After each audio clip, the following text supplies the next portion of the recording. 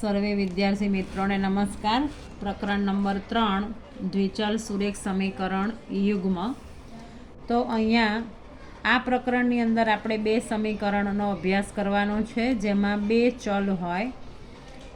એમાં આ પહેલું સમીકરણ છે. પહેલા સમીકરણમાં જે એક્સના સહગુણકને આપણે A1 કહીએ, વાયના સહગુણકને B1 અને અચળ પદને C1. બે સમીકરણ હોવાથી આપણે A1 A2 B1 B2 C1 C2 એ રીતે આપણે નામ આપ્યું છે.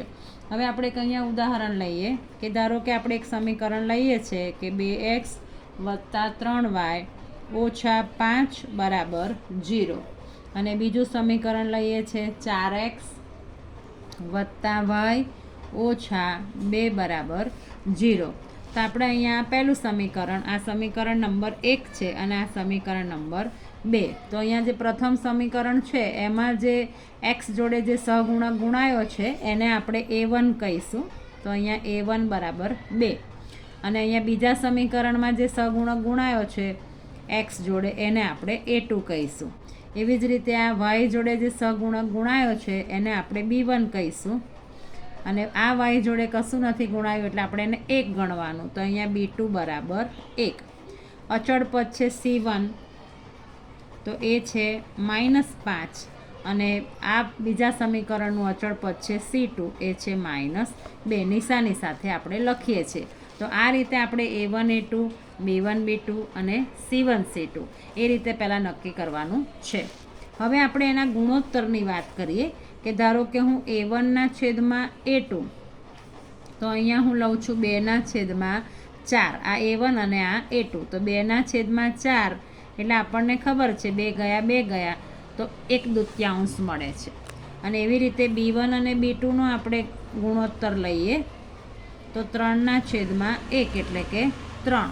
તો અહીંયા આપણે જોઈ શકીએ છીએ કે આ A1 A2 આવ્યું છે 1/2 અને આ છે 3/1 એટલે કે A1/A2 અને B1/B2નો જો આપણે ગુણોત્તર લઈએ છીએ તો આ બંને ગુણોત્તર સરખા આવ્યા નથી. અહીંયા છે 1/2 અને આ છે 3/1 એટલે કે આ બંને કિંમત સરખી નથી.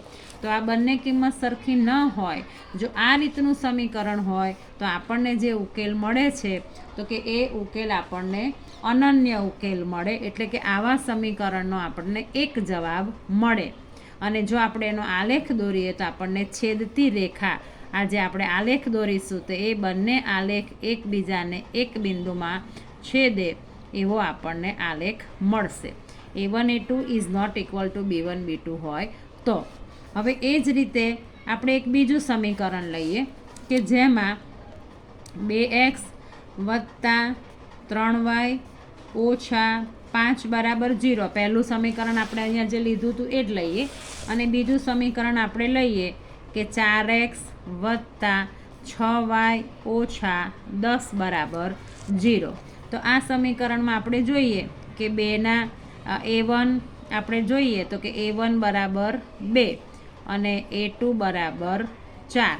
એવી રીતે B1 = 3 અને B2 = 6. એવી રીતે C1, આ B1 B2 C1 C2, તો કે C1 = -5 અને C2 = -10. તો હવે આપણે એનો ગુણોત્તર લઈએ તો કે A1/A2 તો કે 2/4, તો એ આપણને મળશે 1/2. એવી રીતે B1/B2 તો કે 3/6, તો 3/6 એ પણ આપણને મળશે 1/2.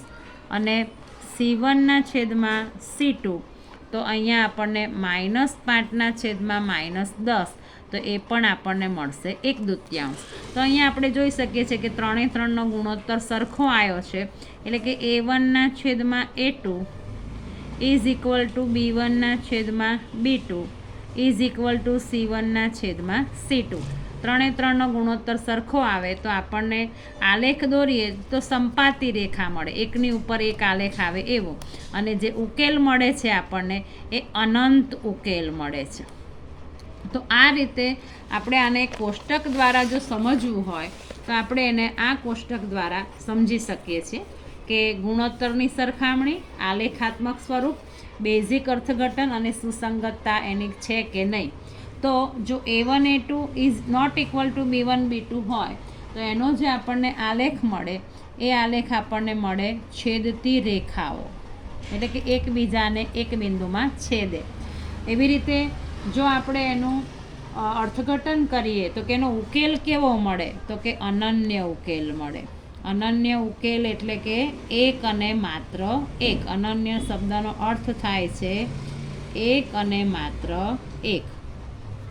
અને સુસંગતતા જોઈએ તો જ્યારે આવું હોય તો સમીકરણ સુસંગત છે. એવી જ રીતે આપણે હમણાં જોઈ ગયા એ પ્રમાણે A1 A2 is equal to B1 B2 is equal to C1 C2 હોય તો આવું હોય ત્યારે આપણને જે આલેખાત્મક રજૂઆત કરીએ તો આપણને સંપાતી રેખાઓ એટલે કે બંને રેખાઓના બિંદુઓ એક જ રેખા ઉપર આવે અને એનો ઉકેલ જે જોઈએ તો કે અનંત ઉકેલ મળે. બેઝિક અર્થઘટન આપણે કરીએ તો એનો ઉકેલ કેવા મળે તો કે અનંત મળે. અને સમીકરણ કેવું કહેવાય તો કે સુસંગત છે. હવે આ જે છે ત્રીજું, એનું આપણે એક ઉદાહરણ જોઈ લઈએ કે ધારો કે 2x + 4y - 8 = 0 અને 4x + 8y - 7 = 0. તો આ A1 A2 આપણે A1 અને A2 એનો ગુણોત્તર લઈએ 2/4. 2/4 એટલે 1/2. હવે આપણે B1 B2 તો કે 4/8 અને 4/8 એટલે 1/2. અને આપણે ત્રીજો ગુણોત્તર લઈએ C1 C2 તો કે -8/7. તો એ આપણને મળશે 8/7. તો અહીંયા આપણે જોઈ શકીએ છીએ કે A1 A2 અને B1 B2નો ગુણોત્તર સરખો આવ્યો છે, જ્યારે આ સરખો નથી. એટલે કે A1 A2 is equal to B1 B2 is not equal to C1 C2 હોય તો આવો જ્યારે આપણે આલેખ દોરીશું તો એ આલેખ આપણને સમાંતર રેખા મળશે.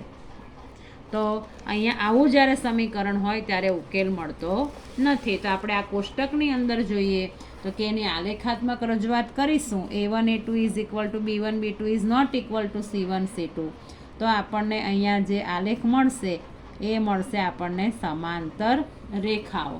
અને અહીંયા આપણે એની બેઝિક અર્થઘટન કરીએ તો કે આવા સમીકરણનો ઉકેલ મળતો નથી અને આવું સમીકરણ સુસંગત નથી. તો આપણે વિદ્યાર્થી મિત્રો તમે આટલું જો ખાસ યાદ રાખશો તો તમને આખા સ્વાધ્યાય 3.1ના દાખલા છે એ ગણવામાં સરળતા પડશે. Thank you. વિડીયો ગમે તો લાઈક અને સબસ્ક્રાઈબ જરૂરથી કરજો.